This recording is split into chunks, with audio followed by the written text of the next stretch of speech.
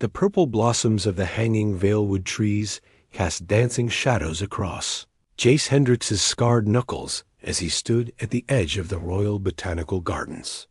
3 months since the armistice, and he still couldn't shake the feeling that his rifle should be in his hands, instead of the decorative datapad the diplomatic corps had issued him.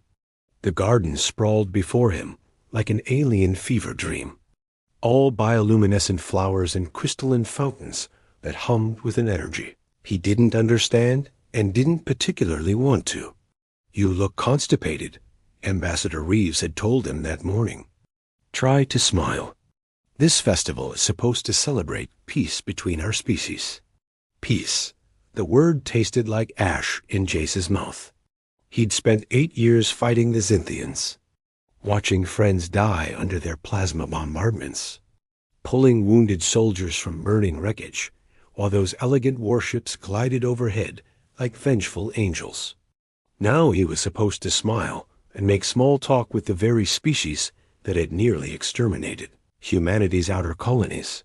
He adjusted the collar of his formal jacket, the human diplomatic uniform feeling like a straitjacket compared to his old combat gear.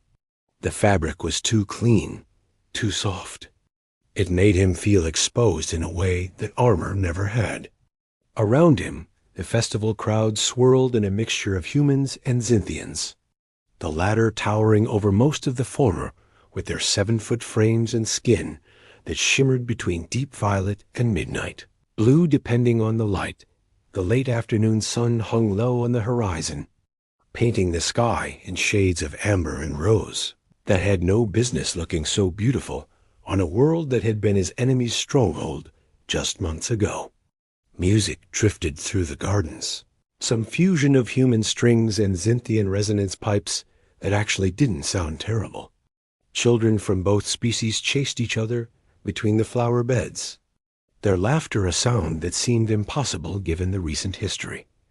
Jace's fingers found the small scar on his left palm, tracing it unconsciously, a nervous habit he'd developed somewhere between the Battle of Kronos Station and the Siege of Hemera. His therapist said he should try meditation. His former squad mates said he should try drinking. He'd tried both and found them equally useless. "Excuse me, please." The voice was small, uncertain, and speaking human standard with an accent that lilted on the vowels. Jace looked down to find 3 Zynthian children staring up at him with luminous golden eyes that seemed too large for their delicate faces. They wore matching dresses in flowing silver fabric that caught the light like water, and their hair that curious Zynthian, hair that moved slightly as if touched by an invisible breeze, was woven with tiny crystals that tinkled softly.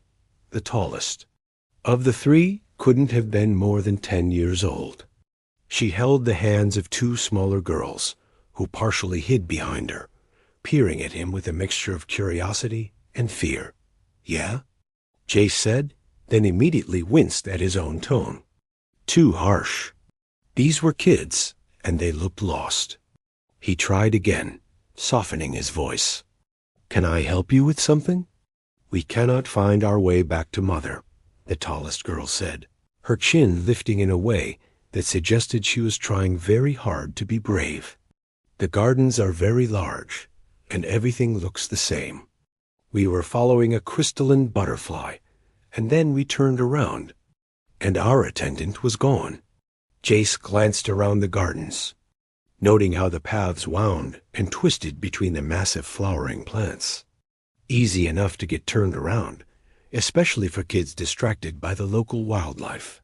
The crowd was thinning as people moved toward the main pavilion where the evening ceremonies would begin soon. The paths here were emptying, leaving pockets of shadow between the bioluminescent flowers. "Where's your mom supposed to be?" he asked, kneeling down to their level. Up close, he could see the intricate patterns on their skin, swirls of darker blue that reminded him of wind on water. "The Imperial Pavilion," the middle child said softly. "Mother had meetings with the human delegation, but she promised to watch the sunset ceremony with us." Imperial Pavilion. That meant these kids were probably nobility of some kind, which meant he was now responsible for the well-being of some high-ranking official's children. Perfect. Just what his day needed. "I'm Mira," the tallest girl said, apparently deciding he was trustworthy enough for introductions. "These are my sisters, Nyx and Sola. Are you a warrior?" "You have warrior marks." She pointed at the scars visible on his hands, the one that traced along his jawline. Jace resisted the urge to touch them. "I was," he said carefully. "Now I'm what they call a cultural liaison, which is a fancy way of saying I stand around at parties and try not to offend anyone." "That sounds boring, Sola," the youngest said with the brutal honesty only small children could manage. Jace surprised himself by almost laughing. "It really is." Thunder rumbled in the distance, and Jace looked up to see dark clouds rolling in from the east with concerning speed. The weather briefing hadn't mentioned storms, but he'd learned that Cynthian Prime's climate was notoriously unpredictable.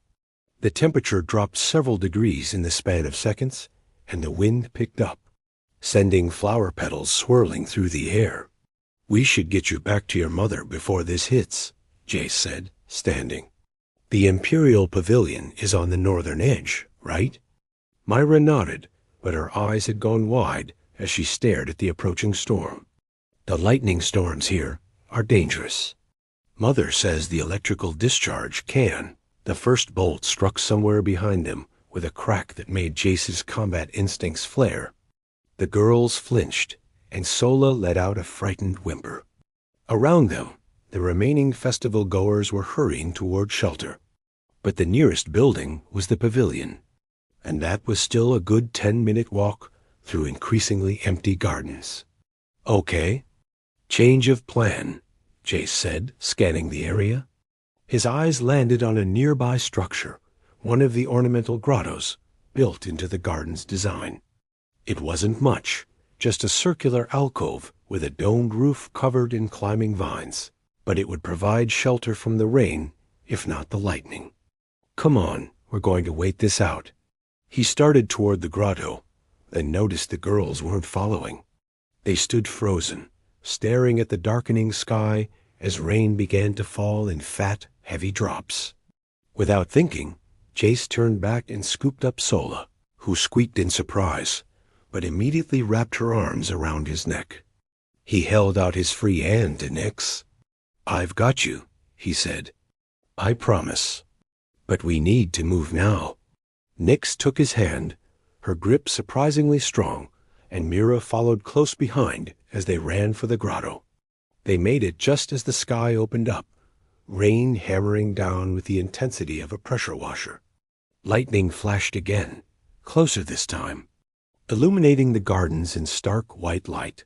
The grotto was small, maybe 12 feet across, with stone benches built into the curved walls and a mosaic floor that depicted some kind of Cynthian mythological scene. Jace set Sola down carefully and checked the girls over. They were damp but unharmed, huddling together on one of the benches. "Everyone okay?" he asked. 3 heads nodded, but he could see they were scared. Sola was trembling, and even Myra's brave facade had cracked. These were just kids, he reminded himself. Kids who'd gotten lost and were now stuck in a storm with a strange human. They'd probably been raised to fear until very recently. He sat down on the opposite bench, trying to make himself look less intimidating by slouching a bit. "This will pass soon. These storms blow through fast, according to the briefings." "Are you afraid of storms?" Nyx asked quietly. "Not really," Jace admitted. "I've been through worse. One time, my unit was pinned down during a meteor shower on Talaris 4. Now that was scary. Rocks the size of houses falling from the sky, and all we could do was hide in our bunker and hope none of them had our names on it." "What did you do?" Myra asked, curiosity overcoming fear. "We played cards," Jace said with a slight smile at the memory. "Worst poker game of my life. My friend Marcus won 3 months of my rations because I couldn't concentrate enough to bluff properly." That got a small giggle from Sola, and Jace felt something in his chest ease slightly. He found himself telling them stories, carefully edited versions of his military experiences that removed the blood and terror but kept the human moments. The time his squad had tried to cook Thanksgiving dinner in a war zone and nearly poisoned themselves. The prank war that had gotten so elaborate it required intervention from 3 levels of command. The way they'd celebrated birthdays with whatever they could scrounge up. Once fashioning a cake from protein bars and emergency rations that had tasted like sweetened cardboard but had been eaten with all the ceremony of a 5-star restaurant. The girls listened with rapt attention, occasionally asking questions about human customs or Earth itself. Their fear gradually melted away as the storm raged outside, replaced by genuine interest. They told him about their own lives in turn, about lessons in orbital mechanics and plasma dynamics, about their favorite games and the pet they had that was apparently some kind of floating jellyfish creature. "Mother says we must learn everything," Myra explained, "because one day we will have responsibilities to our people." Something in the way she said responsibilities with such weight made Jace pause. "Your mother must be pretty important, huh?" The 3 girls exchanged glances, and he saw something pass between them. A silent conversation that siblings seemed to master regardless of species. "You could say that," Mira said carefully. Before Jace could pursue that thread, the temperature dropped again, this time sharply enough that he could see his breath.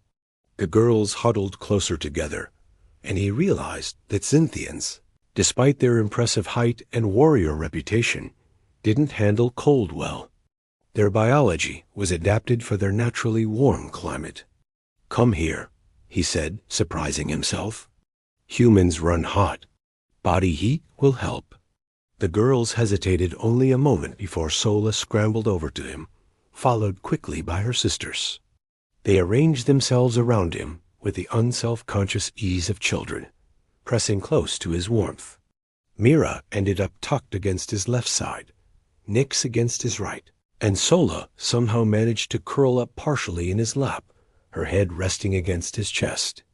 "You are very warm," Sola murmured, already starting to sound drowsy. "Like a furnace." "Metabolic differences," Jace said, though he wasn't entirely sure of the science. "Human normal body temperature is about 37 degrees Celsius. Runs even higher when we're active or stressed." "What makes you stressed?" Nyx asked sleepily. "Right now? The fact that your mother is probably worried sick about you." But the girls were already dozing off, lulled by his warmth and the rhythmic sound of rain on the grotto's roof. Jace found himself trapped beneath 3 sleeping alien children in a garden that had probably seen battles during the war, on a planet he'd once helped bomb from orbit. The absurdity of it should have bothered him more than it did. He leaned his head back against the stone wall and closed his eyes, just for a moment. Just until the storm passed, and he could get these kids back to their worried mother. The adrenaline of the day was wearing off, replaced by a bone-deep exhaustion that no amount of sleep seemed to cure lately. The warmth of the children against him was unexpectedly comforting. A reminder that not everything in the universe was cold and hostile. Just a few minutes, he told himself. Just until the rain stops, the sound of armored boots on stone yanked. Jace from sleep with the trained instinct of a soldier who'd learned that unconsciousness was a luxury that could get you killed. His hand went automatically to his hip where his sidearm should have been, found only the smooth fabric of his diplomatic jacket, and his eyes snapped open to find himself surrounded by at least 20 Zynthian royal guards in full combat armor. Their plasma lances pointed directly at his chest. The 3 princesses were still curled against him, sleeping peacefully despite the small army that had materialized around them. The storm had passed, leaving the garden glistening with moisture that caught the light of the setting sun and the first stars beginning to emerge overhead. Don't move. Human. The command came from the largest of the guards. His armor marked with the insignia of a captain. His weapon hummed with barely contained energy, the tip glowing an ominous blue-white. Wasn't planning on it, Jace said carefully, keeping his hands visible. These kids got lost in the gardens. We took shelter from the storm. You will address Her Imperial Majesty when she arrives, the captain said coldly. Until then, silence. Her Imperial Majesty. The words hit Jace like a plasma bolt to the gut. He looked down at the 3 sleeping girls pressed against him. Myra with her regal bearing even in sleep, Nyx with her delicate features, Sola with her tiny hand fisted in his jacket, and felt his stomach drop somewhere, into his boots. He'd been cuddling with the Empress's daughters. The Empress, as in Zevara, the unbroken, supreme commander of the Zynthian Imperial Fleet, conqueror of the Helix Nebula, the woman who'd personally led the assault on humanity's defensive line at Kronos Station, the woman whose tactical brilliance had nearly ended the war in the Zynthians' favor before the armistice had been signed. "Oh, you've really done it now, Hendrix," he muttered under his breath. The guards parted with military precision, and she swept into the grotto like a storm given form. Empress Zevara was tall, even for a Zynthian, standing nearly 7.5 feet. Her skin, a deep midnight blue, had seemed to absorb the fading light. She wore armor that looked ceremonial, but Jace recognized as fully functional battle plate, decorated with silver filigree that caught the light like captured starlight. Her hair, that strange living Zynthian hair, flowed behind her in shades of deep purple and black, moving with her emotions in ways he didn't understand. But it was her eyes that caught him. Golden like her daughters, but harder, colder. Eyes that had watched worlds burn and hadn't flinched. They locked onto him with an intensity that made his combat instincts scream warnings his body couldn't answer while pinned beneath 3 sleeping children. "Explain," she said, her voice carrying the kind of authority that expected immediate obedience. "Why I find a human warrior holding my daughters in an isolated location after they disappeared from their attendant's supervision." Jace met her gaze steadily, refusing to look away, even though every survival instinct told him to show submission. "They were lost, Your Majesty. Asked me for help getting back to the Imperial Pavilion. The storm hit before we could make it, so I got them to shelter. They were cold. I kept them warm. That's the whole story." "The whole story," Zevara repeated, her tone suggesting she didn't believe a word of it. She moved closer, her armored boots clicking on the mosaic floor. "You expect me to believe my daughters, who have a full security detail, somehow became separated and stumbled upon the one human at this festival who happens to be a decorated combat veteran? A man who spent 8 years fighting my people? I expect you to wake them up and ask them yourself," Jace said evenly. "I'm not in the habit of lying, especially not about kids." Something flickered in those golden eyes' surprise. Maybe that he'd dare speak to her that way. The guards tensed, weapons raised fractionally higher. One wrong word, and he'd be a scorch mark on the beautiful mosaic floor. "Mother?" Sola's sleepy voice cut through the tension like a blade. The youngest princess stirred, blinking up at her mother with drowsy confusion. "Why are there so many guards? Did we do something wrong?" The change in Zevara was instantaneous and startling. The cold warrior empress softened, her expression transforming into something almost tender as she knelt beside her daughters. "You worried me, little star. When the storm came and you weren't at the pavilion, we got lost following a butterfly," Myra said, fully awake now and sitting up straight with the dignity of someone who knew exactly who she was. "Jace helped us. He told us stories and kept us warm when the cold came. We're sorry for worrying you, Mother." "Jace?" Zavara's eyes cut back to him, and he saw her processing this familiarity, this easy use of his first name. "You told them your name. They told me theirs. Jace replied with a slight shrug that was made awkward by still having Nyx pressed against his side. Seemed only fair. Nyx chose that moment to wake up, taking in the scene with the quick assessment of the middle child who'd learned to read situations fast. Please don't be angry with Jace, Mother. He was very kind. He didn't have to help us, but he did anyway. Even though we're Xinthian, Sola added with the blunt honesty of a 6-year-old.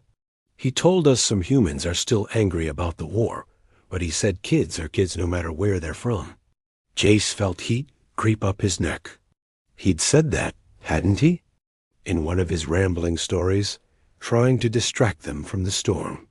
Leave it to children to remember the exact words you hoped would be forgotten. Zavara studied him for a long moment, her expression unreadable. Then she straightened to her full height and gestured to her guards. Stand down. Return to standard security positions. The guards lowered their weapons with obvious reluctance, filing out of the grotto to establish a perimeter. The captain lingered, his eyes on Jace with undisguised suspicion. That includes you, Torin, Zavara said without looking at him. I wish to speak with our human guest privately. Your Majesty, protocol dictates that I am Empress, and you follow my orders. Zavara interrupted smoothly. Or have you forgotten your place? Torin's jaw tightened, but he bowed stiffly and retreated, though not before giving Jace a look that promised future unpleasantness.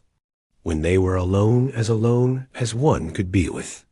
3 princesses present, Zavara turned her full attention back to Jace. Stand, she commanded. Jace carefully extracted himself from the remaining princesses, who moved reluctantly. He stood, acutely aware that even at his full height of 6 feet, he had to look up to meet the Empress's eyes. She circled him slowly, studying him like he was a puzzle she couldn't quite solve. Jace Hendricks, she said, and hearing his name in her voice did something strange to his pulse. Former sergeant in the human colonial marines. Decorated for valor at the Battle of Hemera. Personally responsible for the destruction of 3 of my warships during the Siege of Talos, and now serving as a cultural liaison to promote peace between our peoples. You've done your homework, Jace said, trying to ignore how close she'd gotten. The way her presence seemed to fill the space around them. I make it a point to know about humans who catch my attention, Zavara replied. And you, Sergeant Hendricks, have most definitely caught my attention. There was something in the way she said it that made his skin prickle with awareness that had nothing to do with threat assessment and everything to do with the way she was looking at him.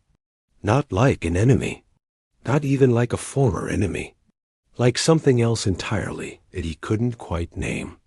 It's just Jace now, he said, his voice coming out rougher than intended. I'm not military anymore. No, she agreed, still circling. Now you're something far more interesting. A warrior trying to be a diplomat. A man trained to kill my people who instead protects my children. She stopped directly in front of him, close enough that he could see the subtle patterns in her skin, like constellations on a night sky. Tell me, Jace Hendricks, do you believe in fate? I believe in being in the wrong place at the wrong time, he said. Or the right place at the right time, depending on your perspective. Mother, Myra interrupted, her young voice carrying surprising authority. May we show Jace the palace? Since he helped us, it seems only proper that we thank him with a tour. Zavara's eyes never left Jace's face. You wish to bring a human into the Imperial Palace? To show him our inner sanctums? The alliance requires trust, Myra said with the kind of logic that suggested she'd heard this argument made by adults many times. How better to build trust than through openness? Besides, if Jace wanted to harm us, he had ample opportunity in the grotto. A smile tugged at the corner of Zavara's mouth. My daughter makes a compelling argument. Very well. But Jace will be your responsibility, Mira. You will show him appropriate hospitality. Yes, mother. All three princesses brightened immediately, clustering around Jace with renewed energy. And Jace, Xevara added, her voice dropping to something lower, more intimate. We will continue this conversation later. I find myself curious about the human who so easily earned my daughter's trust. Such loyalty is not given lightly in my family. With that cryptic statement, she swept from the grotto, her guards falling into formation around her. Torin shot Jace one more venomous look before following his empress, leaving Jace alone with three excited princesses, who were already pulling him toward the palace. The imperial palace was a marvel of Zynthian architecture, all soaring spires and flowing curves that seemed to defy physics. The interior was even more impressive, with halls that seemed to go on forever, decorated with holographic art that shifted and changed as they passed. The girls led him through corridors that grew progressively more private, chattering about the history of each room, the significance of various artworks, the stories behind ancient weapons displayed in cases. They were passing through what Mira called the Hall of Ancestors when Torin stepped out from a side passage, blocking their path. Without his helmet, Jace could see he was younger than expected, maybe early 30s in human years, with the kind of handsome features that probably made him popular at court. His armor bore the marks of real combat, not ceremonial decoration. Princesses, he said with a bow that managed to be both respectful and perfunctory. You should return to your quarters. It grows late. We're showing Jace the palace, Nick said, moving slightly closer to Jace. Mother gave us permission. The Empress has many duties, Torin replied, his golden eyes fixed on Jace with barely concealed hostility. She cannot always assess every security risk appropriately. Perhaps I should escort our human guest to more suitable accommodations. The diplomatic wing is far from the royal quarters. Are you questioning Mother's judgment? Myra asked, her young voice carrying an edge that reminded Jace exactly whose daughter she was. Torin's expression tightened. Of course not, Princess. I merely suggest. Your suggestion is noted and dismissed, Mira interrupted with royal hauteur. We will continue our tour. You may return to your duties, General. General. So Torin wasn't just a guard captain, but someone with actual authority in the Zynthian military. Someone who clearly didn't appreciate a human wandering around the palace, especially one who seemed to have earned the imperial family's favor. Torin's jaw worked, but he stepped aside, bowing again. As they passed, he leaned close enough that only Jace could hear. Stay away from the Empress, human. She may be curious about your kind now, but that curiosity will fade. And when it does, I'll be here to clean up the mess. Jace didn't respond, just kept walking with the princesses, but he felt the weight of that stare on his back until they turned a corner. Whatever complicated politics existed in the Zynthian court, he'd apparently just stumbled into the middle of it. The tour ended at guest quarters that were larger than the apartment Jace had lived in for the past 3 years. The princesses said their goodnights, with hugs that surprised him, apparently their earlier cuddle session had established some kind of bond and left him with promises to show him the palace. Gardens properly tomorrow, not alone for the first time in hours. Jace stripped off his jacket and collapsed onto the bed, which was sized for Zynthians and therefore seemed enormous. He stared at the ceiling, his mind replaying the day's events. The lost princesses, the storm, waking up surrounded by guards, the Empress's strange intensity when she'd looked at him. Do you believe in fate? He didn't. Couldn't afford to. Fate implied some kind of plan, some meaning to the chaos of the universe. Jace had learned the hard way that the universe didn't care about plans or meanings. People died randomly, senselessly. Wars started over resources and pride. Peace came from exhaustion rather than wisdom. And yet here he was, in the imperial palace, having spent the evening with the daughters of the woman who'd been his enemy for 8 years. The woman whose tactical decisions had killed people he'd cared about. The woman who'd looked at him in that grotto like she was seeing something unexpected and hadn't decided yet whether to destroy it or preserve it. His communicator chimed. A message from Ambassador Reeves. Heard you had an interesting evening. The Empress has requested you remain at the palace as an official guest for the remainder of the festival week. This is excellent for the Alliance. Try not to start an interstellar incident.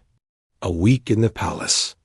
A week under the Empress's watchful eye, navigating politics he didn't understand, surrounded by people who had every reason to hate him. Jace laughed, the sound bitter even to his own ears. Right place, right time, he muttered. Sure feels like it. He closed his eyes, but sleep didn't come. His mind kept returning to golden eyes that had looked at him with something that might have been interest, might have been calculation, might have been something else entirely. In another wing of the palace, Empress Zevara stood on her private balcony, looking out over her capital city. The festival lights sparkled below, humans and Zynthians celebrating a peace that felt as fragile as spun glass. You're thinking about the human. Her mother-in-law's voice came from the doorway, dry with amusement. I'm thinking about many things. Zessa, Zevara replied without turning. The older woman moved to stand beside her, her aged frame still carrying the dignity of someone who'd once been Empress herself. Your daughters speak of nothing but his kindness. Mira says he told them stories to distract them from fear. Nyx says he kept them warm without being asked. And little Sola says he has sad eyes that smile anyway. Children see what they wish to see. Children see truth that adults have learned to ignore, Zessa corrected gently. When was the last time you looked at someone without calculating their political utility? Zavara's hands tightened on the balcony rail. My position doesn't allow for such luxuries. Your position, Zessa said carefully, has been your prison since Theron died. 2 years, my daughter. 2 years of ruling alone, of being the Iron Empress, of never allowing yourself a moment of weakness. Perhaps this human is fate's way of reminding you that you're more than a crown. Fate, Zevara murmured, echoing her earlier question to Jace. Do you believe in it? I believe, Zessa said, that the universe occasionally provides opportunities. Whether we recognize them or seize them is up to us. She paused at the doorway. The human could have abandoned your daughters to the storm, could have kept his distance, maintained professional boundaries. Instead, he held them while they slept and told them stories. That says something about his character. When she was alone again, Zevara closed her eyes and allowed herself a moment of honesty. She'd felt something when she'd seen Jace in that grotto, her daughters curled trustingly against him. Something that wasn't political calculation or strategic planning. Something that felt dangerously like hope. Jace Hendricks, she whispered to the night. What am I supposed to do with you? The city lights offered no answer, but in the distance, thunder rumbled. Another storm coming. This time, she suspected, it wouldn't be one she could simply wait out.